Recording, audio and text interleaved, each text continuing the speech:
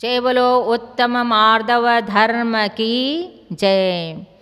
जय बोलो अनंतानंत सिद्ध परमेष्टि भगवान की जय। बोलो शांतिनाथ भगवान की। महानुभावों, आज दशलक्षण पर्व का दूसरा दिन है और आज का जो धर्म है उत्तम मार्दव धर्म है। तो उत्तम मार्दव धर्म जो है वो जीव का गुण है। जैसा क्षमा धर्म आत्मा का गुण है, वैसे मार्दव धर्म भी आत्मा का गुण है। मृदुर्भावः मार्दवः, मृदु अर्थात कोमल। जिस प्रकार अत्यंत सॉफ्ट वस्तु कैसे सॉफ्ट होता है, तो उसी प्रकार से जिसका मन कोमल है उसका नाम मार्दव धर्म कहते हैं। तो ये मार्दव धर्म किससे प्राप्त होता है, कब प्राप्त होता है? मान कषाय के अभाव में मार्दव धर्म प्रकट होता है। तो मान कषाय भी कितने हैं? तो 4 प्रकार के मान कषाय। जैसा क्रोध 4 प्रकार के थे, वैसे मान भी 4 प्रकार के हैं। अनंतानुबंधी मान, अप्रत्याख्यान मान, प्रत्याख्यान मान, संज्वलन मान। तो अनंतानुबंधी जो मान है किस प्रकार है? पत्थर के समान। और अप्रत्याख्यान मान लकड़ी के समान, हड्डी के समान। और प्रत्याख्यान जो मान है वो लकड़ी के समान। और संज्वल मान जो है वो लता बेल के समान है। अर्थात आपको इसी से समझ में आ गया सबसे कठोर किसका है? तो पत्थर। उनसे थोड़ा सा कम हो गया अस्थि हड्डी, उससे थोड़ा कम लकड़ी और उससे कम बेल। तो उस प्रकार से बेल में तो बहुत कैसे है, तो इतना कोमल है तो आपको मालूम ही है। इस प्रकार से जिसके मान में तरतमता होते होते होते इतना कम हो जाता है, तो उस प्रकार मान कषाय जो है अनंतानुमान, अप्रत्याख्यान, प्रत्याख्यान, संज्वल मान, कोई भी मान कषाय मोक्ष मार्ग के लिए, मोक्ष के लिए घातक ही है। तो मान का अर्थ क्या है? गर्व, अहंकार। तो मान कषाय, तो मान कषाय से युक्त होता है जीव। तो मान कषाय क्या होता है कि हर चीज़ में मैं कहता है और उसको कहीं भी थोड़ा बहुत भी कम ज़्यादा उसके इसमें सत्कार आदि में करा तो उसको द्वेष भावना पैदा हो जाता है। और उस मान कषाय के कारण वो कुछ भी कर सकता है। जैसा मंकली गोशाल था, भगवान महावीर के समोषण में पार्श्वनाथ भगवान के समय के क्या थे? दीक्षित थे। पार्श्वनाथ भगवान और महावीर भगवान के बीच में गैप था 200 वर्ष का गैप। और 200 वर्ष के बीच में जो दीक्षित थे मंकली गोशाल, उसको पार्श्व भट्टारक भी कहते हैं। तो भगवान के समोषण में वो महावीर भगवान के समोषण में बैठे, लेकिन 66 दिन तक उनकी दिव्य ध्वनि नहीं खीरी। और इंद्रभूति गौतम आने के बाद उनके बारे में तो बहुत विस्तार है, आपको सब मालूम भी है। और वो जो इंद्रभूति गौतम आए, उनके उपस्थिति जैसा ही इंद्रभूति का भी आना, मिथ्यात्व का नाश हो गया। मान कषाय का पहला चूर चूर हो गया, फिर मिथ्यात्व का नाश हो गया। फिर वो सम्यक दृष्टि बन के जिन दीक्षा धारण करके भगवान के समोषण में बैठ गए, जहाँ मुनि का कोटा है वहाँ। तो उसमें बैठते ही दिव्य ध्वनि खिरी। तो इसके बाद वो मंकली गोशाल मुनि है, उनको लगा कि मैं इतना पुराना दीक्षित हूँ, पार्श्वनाथ भगवान के परम्परित हूँ, फिर भी मेरे उपस्थिति में नई वाणी खिरी। ऐसे करके उनके अंदर मान कषाय उत्पन्न हो गया। और उसके तो मान कषाय हो गया अनंतानुबंधी का, तो मिथ्यात्व भी आ गया। समोषण से नीचे उतर के उन्होंने ये धर्म स्थापना कर दिया, मुसलमान धर्म। उसमें कोई हिंसा की बात है नहीं। तो कहने का तात्पर्य ऐसे मान कषाय में मुनि लिंग को भी छोड़ देते हैं, जिन धर्म को भी छोड़ देते हैं, रत्नत्रय को भी छोड़ देते हैं। और इतना पाप कर्म का उदय अनेक बार जन्म मरण करते करते संसार में भटकते हुए भोगते हैं। तो इसलिए मान कषाय जो है ये बहुत खतरनाक है और कभी मान गर्व अहंकार नहीं करना चाहिए। हमेशा रावण यही सोचता था मैं, क्योंकि मद जो है, मद है, मान जो है, कितने 8 प्रकार के, ज्ञानम पूजा कुलम जातिम बलम वृद्धिम तपो वपो अष्टामाश्रित्य मानित्वम स्वयं आवर्गतस्मया। ज्ञान मद, पूजा मद, कुल मद, जाति मद, वपुः शरीर मद, ऐश्वर्य मद, तप मद, बल मद, ये 8 मद है। तो इसमें से एक भी मद हो सकता है किसी को 8 मद भी हो सकता है। तो इन सब के मद करते थे कौन? रावण। तो उनको लगता था मैं 16 उपास कर सकता हूँ, 8 उपास करता हूँ, मैं भी कितना तप करता हूँ और मैं कितना ऐश्वर्यशाली हूँ, त्रिखंडाधिपति हूँ, मैं बलवान हूँ, शूर हूँ और मेरे सामने कोई भी नहीं है, सब तुच्छ है, तृणवत समझता था सबको। तो ऐसे एक बार उन्होंने क्या किया, मंदोदरी से कहा कि हे मंदोदरी, मैं कितना बलवान हूँ और कितना भाग्य अर्थात ऐश्वर्यशाली हूँ, त्रिखंडाधिपति हूँ, और ये जो हमारा वैभव, बल, तप आदि है वो किसी के पास नहीं है, ऐसे कहा। और उन्होंने कहा कि देखो ये राम आदि किससे वन वन भटकते हैं भील जैसे, और इनके पास क्या है, ऐसे इस प्रकार से वो दूसरे का तिरस्कार करते हुए स्वयं का प्रशंसा कर रहे थे, मान कर शय के वशीभूत हो गए। और उस टाइम में मंदोदरी क्या है, तत्वज्ञानी, सम्यक दृष्टि, वो बहुत अच्छा सच्चा ज्ञानी थी वो। और ये नहीं कि पति जो कह रहे वो ऐसे ही हाँ में हाँ मिलाओ और दूसरे को तिरस्कार करो, ऐसे नहीं। जो सच्चा तत्वज्ञानी होते हैं वो कभी भी सच्चाई को सच्चा ही समझता है, गलत को गलत। इसलिए जो विभीषण जो है वो भी कहाँ गए, तो किनके पास गए, राम के पास, क्योंकि सत्यता को जाना। वैसे ही सत्यता को कौन जानते थे, मंदोदरी जानती थी। तो उन्होंने कहा ठीक है। फिर मंदोदरी को उन्होंने, रावण ने पूछा तुम कुछ तो बोलती क्यों नहीं, इतना मैं बोल रहा हूँ। तो मंदोदरी ने कहा कि इसका उत्तर जो है मैं कल दूंगी।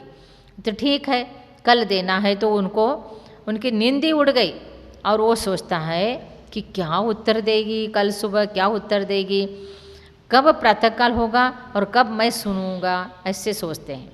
और जैसे प्रातःकाल हो गए वैसे मंदोदरी ने एक टोकरी में अनाज को लिया और छत पे जाकर पक्षियों को दाना डाला। और पक्षियों को दाना डालते ही हजारों कबूतर वो बड़े छत पर आके बैठ गए। और जैसे ही बैठे, रावण भी साथ में ही खड़ा था। तो मंदोदरी कहते हैं इस रावण का आज्ञा है तुम एक दाना भी नहीं चुग सकते हैं, ऐसे मंदोदरी ने कहा। किसको, कबूतरों को। जैसे ही कहा तो कबूतर ने सुने न सुने अनसुने जैसा करके फटाफट फटाफट सब दाना चुग के उड़ के चले गए। फिर मंदोदरी कहते कि तुमने उत्तर समझ लिया ना, तो वो कहता है कि नहीं, मेरे को तो समझ में नहीं आया। फिर कहते कि अब नहीं समझ में आए तो कल सुबह ही समझ में आएगा। तो ठीक है, फिर कल सुबह कब होगा, ऐसे बेचैन हो गया, सोचने लगा। फिर जैसा ही सुबह हो गया तो ऐसे ही फिर मंदोदरी ने क्या कर दिया, एक टोकरी में क्या लिया, अनाज लिया और छत पे गए। रावण भी साथ में गया और वो अनाज डाल दिया पक्षियों को। और कबूतर वैसे ही आए, वही कबूतर सारे आए और दाना चुगने के लिए बैठ गए। जैसे ही कबूतर आके दाना चुगने के लिए ऐसे बैठे तो वैसे उन्होंने बोला तुम सबको राम का आज्ञा है, तुम एक भी दाना चुग नहीं सकते। राम का नाम लेते ही सारे कबूतर जैसा चोंच ऐसे किया था ऐसे भी नहीं किया, ऐसे ही बैठ गए। जैसा हम लोग राष्ट्रगीत शुरू हो गया तो चलते हैं तो जैसा चल रहे, जहाँ पर पैर रखा वैसे के वैसे उसी पोज पे खड़ा रहते हैं। वैसे ही कबूतरों ने भी क्या कर दिया कि वैसे ही खड़े हो गए, एक भी दाना चुगे नहीं। तब रावण को मंदोदरी कहती है देखो कल यही कबूतर को तुम्हारा आज्ञा बोला, तुम सामने खड़े थे लेकिन भी वो सारे दाना चुग के गए।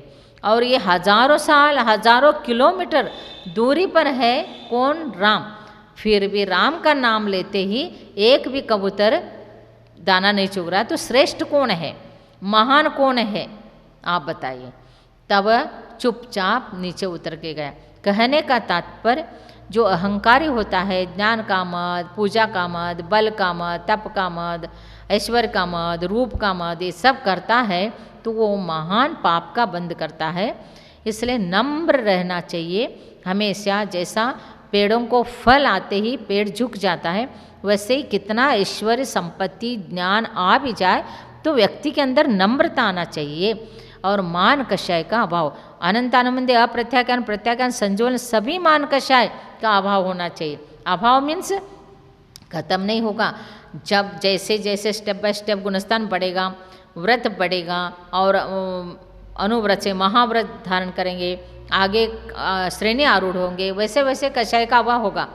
लेकिन यहाँ पर क्या है, उस स्वरूप को जानकर कषाय को मंद कर सकते हैं, कषाय को नहीं करने का ज्ञान से समझ सकते हैं। तो ऐसे सरलता, और गांधी जी जैसा, गांधी जी देखो ब्रिटिश ने कितना उनको परेशानी किया, ऐसे खींच के लेके जाते थे, लेकिन भी गांधी जी उनके ऊपर एक शब्द भी गलत बोला नहीं और कभी गुस्सा भी नहीं किया। इधर छाटा दिया तो इस गाल पे इस गाल देते थे। देखो गांधी जी के भी तत्व देखो, जैन दर्शन का उनको ज्ञान था, अहिंसा, सत्य, अचोर, ब्रह्मचर्य, परिग्रह, प्रमाण, इसका पूरा ज्ञान था उनको। और वो गुरु भी उनके जैन गुरु श्रीमद् रायचंद्र जी थे, तो उनसे उन्होंने सब जान लिया था। और इस प्रकार से कषाय करने से हानि है ऐसे सोच के वो कभी कषाय नहीं करते थे, क्योंकि क्रोध से सब चीज़ें खत्म हो जाता है। इसलिए क्रोध कभी नहीं करना, क्षमा भाव धारण करना, और उसके बाद मान कभी नहीं करना। मान करेंगे तो फिर सभी लोग बोलते हैं कि ये बहुत मान कषाय है इनके अंदर, उनके पास जाओ मत। और जो सरल होता है, मृदु होता है, तो कहते हैं कि ये कितना सरल है, कोई छोटे हो बड़े हो उनके साथ बोलते हैं, बैठते हैं, उनको पूछते हैं उनसे। इसलिए संसार में जितने भी तुम श्रावक श्राविका हो, तुम्हारे को भी ऐसे व्यवहार करना चाहिए सभी के साथ। तुम्हारे पास कितना भी पैसा हो, ज्ञान हो, संपत्ति हो, तुम भले ही बड़े हो, तुम्हारे को सब लोग वाह वाह करते हो, तुम्हारा ख्याति है, यश है, तो भी छोटे हो बड़े हो उन सभी से व्यवहार समान रखना चाहिए। और एक के साथ एक व्यवहार, एक के साथ एक व्यवहार नहीं करना चाहिए। और मान कषाय से कभी नहीं रहना चाहिए, क्योंकि मान कषाय जो है बहुत खतरनाक चीज़ है और बहुत दुख देने वाली चीज़ है। मान कषाय किसके अंदर होता है ज़्यादा? तो मनुष्य के अंदर।